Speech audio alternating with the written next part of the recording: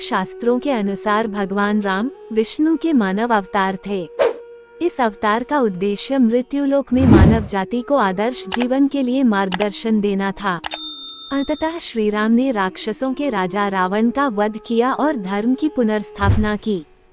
रामायण में 7 कांड हैं: बालकांड, अयोध्याकांड, अरण्यकांड, सुंदरकांड, किष्किंधाकांड, लंकाकांड और उत्तरकांड। बालकांड। अयोध्या नगरी में दशरथ नाम के राजा हुए, जिनकी कौशल्या, कैकेयी और सुमित्रा नामक पत्नियां थीं। संतान प्राप्ति हेतु अयोध्यापति दशरथ ने अपने गुरु श्री वशिष्ठ की आज्ञा से पुत्र का मेष्टि यज्ञ करवाया, जिसे कि रिंगी ऋषि ने संपन्न किया। देवदूत द्वारा दशरथ को खीर देना, चित्रकार हुसैन नक्काश और बासवान अकबर की जयपुर रामायण से भक्तिपूर्ण आहुतियां पाकर अग्निदेव प्रसन्न हुए और उन्होंने स्वयं प्रकट होकर राजा दशरथ को हविष्य पात्र दिया, जिसे कि उन्होंने अपनी तीनों पत्नियों में बांट दिया। खीर के सेवन के परिणाम स्वरूप कौशल्या के गर्भ से राम का, कैकेयी के गर्भ से भरत का तथा सुमित्रा के गर्भ से लक्ष्मण और शत्रुघ्न का जन्म हुआ। राजकुमारों के बड़े होने पर आश्रम की राक्षसों से रक्षा हेतु ऋषि विश्वामित्र राजा दशरथ से राम और लक्ष्मण को मानकर अपने साथ ले गए। राम ने ताड़का और सुबाहु जैसे राक्षसों को मार डाला और मारीच को बिना फल वाले बाण से मारकर समुद्र के पार भेज दिया। उधर लक्ष्मण ने राक्षसों की सारी सेना का संहार कर डाला। धनुष यज्ञ हेतु राजा जनक के निमंत्रण मिलने पर विश्वामित्र राम और लक्ष्मण के साथ उनकी नगरी मिथिला आ गए। रास्ते में राम ने गौतम मुनि की स्त्री अहल्या का उद्धार किया। मिथिला में आकर जब राम शिवधनुष को देखकर उठाने का प्रयत्न करने लगे, तब वो बीच से टूट गया और जनक प्रतिज्ञा के अनुसार राम ने सीता से विवाह किया।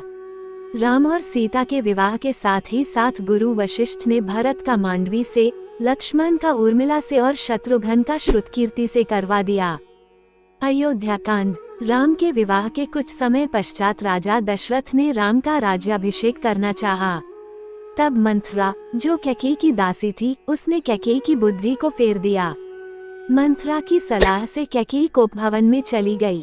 दशरथ जब मनाने आए तो कैकेयी ने उनसे वरदान मांगे कि भरत को राजा बनाया जाए और राम को 14 वर्षों के लिए वनवास में भेज दिया जाए। राम के साथ सीता और लक्ष्मण भी वन चले गए। वृंदावपुर में निषाद राजगुरु ने तीनों की बहुत सेवा की।